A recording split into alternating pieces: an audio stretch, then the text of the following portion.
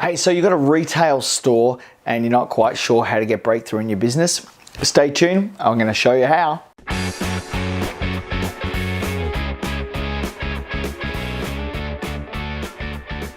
Well, g'day, it's Grant here and welcome back to another daily breakthrough. And today I'm talking to retail business owners and we're looking at marketing and some techniques that perhaps you haven't used yet that will help you to grow and build your business. So stay tuned all the way through this video because it will be something that you haven't done yet. Now, have a think about your business and have a think about all of the strengths that you have and think about your number one weakness and what is it. And today, I want to let you know about the journey of the customer and what's really going on in your customer's mind. So here it is. Let's say it's now, what time of the day is it? It's 10:45 in the morning as I'm filming this video. I don't know what time it is that you're watching it. But right now, imagine there's a customer that's going into your business and they have a want or a need or a desire. And so they get up out of their homes, and in winter it's typically difficult for people to leave their homes. And so they get out, they rug up, and they drive past 5 or 10 of your competitors and 5 or 10 other places, and maybe even hundreds of places in order to get to your business. And all of those other places they could have quite easily spent their money in, but they've made a decision today. They're coming to your business. So congratulations, your marketing has worked. They've come to you, they've found out about you, and they've driven all the way to you. They get a park. If you're a retail store and you're maybe in a CBD or on a busy road, they've found a park. It's maybe even raining, and they've got out of the car and they've walked past then. I doubt you're an isolated business just on your own, plonked in the middle of nowhere. They've walked past another 5 or 10 places that they could have also easily spent their money in today and not come to you. And all those people have got some flashy marketing and some great stuff and some great bargains going on as well. But here they are, they've walked into your business and they meet your front of house person, your staff member, your receptionist or whoever it is. And they meet this person and they're not treated very well. And by that I mean they're not treated like absolute flipping gold. What's going to happen?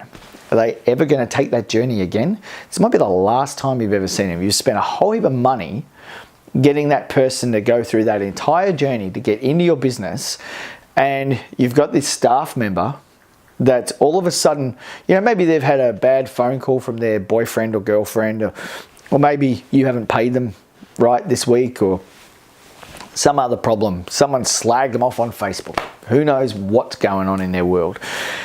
And because they're having a bad day, this person that's gone through this entire journey and you've spent all this money to get them into your business, they've been treated roughly, and now you've lost that client for life. Well, what is the lifetime value of that client? And I wonder if you even know. And I wonder how much time you spend focusing on that. So they walk in, they walk out, and no one even knows about it. And I've been in this situation plenty of times, I'm sure you have as well, where you've walked into a business and you haven't been treated like absolute gold. But not only that, the person that didn't treat you well didn't even bother to find out who you are. So not only were you treated poorly, you were treated poorly and anonymously. So you could have been just any poor sap, but it doesn't matter because loads more people are going to walk in, aren't they?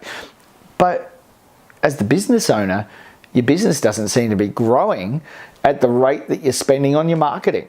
Isn't that a bit foolish? I wonder what would happen if you were a little bit more active in growing the culture of your business and meeting with your team on some stronger KPIs and encouraging, empowering and supporting your team so that they could have some more tools and be upskilled in such a way as this wouldn't be a problem. Well, let me tell you, most businesses don't do this. And certainly in Australia, it's very uncommon. I would say that from all of the places that I've been, and even from the people that I've spoken to, and if you've ever been to the US, you'll probably get this as well, service in Australia is terrible. It's really low end. New Zealand kick our ass. Just about everywhere in the world kicks our ass on service. And I've learned that service is the basis of all enterprise. If you give incredible service and you're really attentive to your client, doesn't really matter how, even if you have a second tier product, people will continue to come back to you for incredible service And it's that you need to focus on if you have a retail business, or if you're a clothing business, or any of those sort of businesses. You want to focus on incredibly good service. I'm thinking of the 3 or 4 places that I shop for my clothes. I wouldn't dare go anywhere else because I have a relationship with those people. The person I bought this jacket from, Adriano, he's an incredibly nice guy, remembers my name all the time, knows exactly what I do for a living, and calls me by first name when I walk into the store. The place where I buy my coffee, the Stag, great coffee shop. Sue knows exactly how I have my coffee every single time I go there, and she serves thousands and thousands of people, and I'm sure that you can think of a lot of places just like that. The place where I go for my haircut, Monks & Co. Now, I don't mind mentioning these places because they're part of my world and part of my family. And Brady from Monks & Co. knows exactly what's going on in my world and provides incredible service. Now, is he the best barber in the world? No, he's not. And I'll say that categorically. He's not the best barber in the world. Now, I haven't been around to every barber and checked it, but I promise you he's not the best barber in the world. There's somewhere out there, there's someone better than him. And my boss used to tell me this when I was a hairdresser as well. He'd say, Grant, or he'd call me Grantley, he'd say, Grantley, he goes, you're not the best hairdresser in the world, but you give incredible service and your customers love you and they'll keep coming back to you just for you. The thing is, in your business, you've got staff that are filling in the gap for you and they're not doing a great job. And they're not doing the job that you would do. And the problem here is threefold.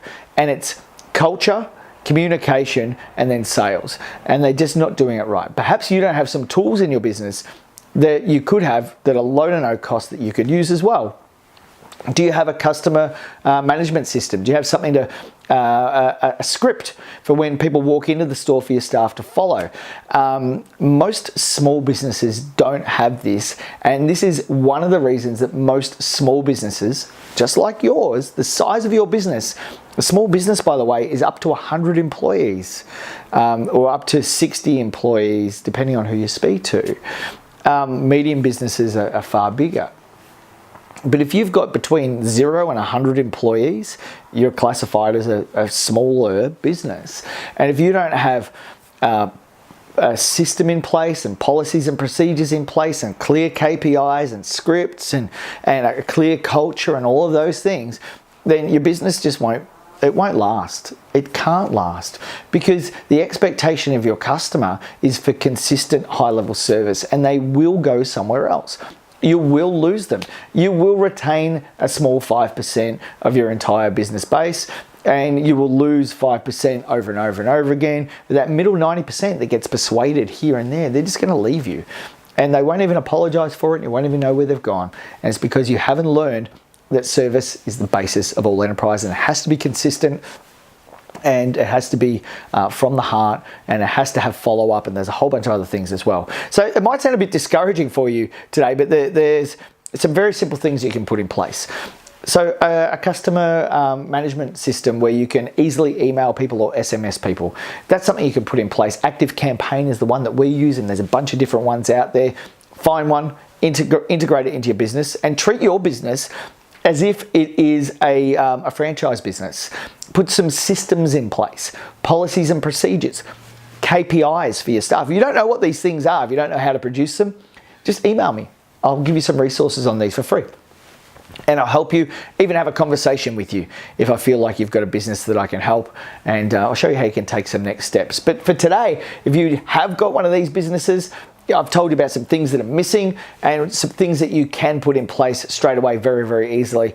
Chances are most of you won't, but there are one or two of you that will take this by the horns today and you will implement it, and there's even one or two of you that will contact me straight away and ask for some help on this, and it's something I'd love to be able to do for you. If you do call me today, first session's free, and I look forward to meeting with you and talking to you even more about how to grow and build your business. Well, this is a daily breakthrough video, and there's heaps more like it below, so why don't you go ahead and subscribe and set your alerts.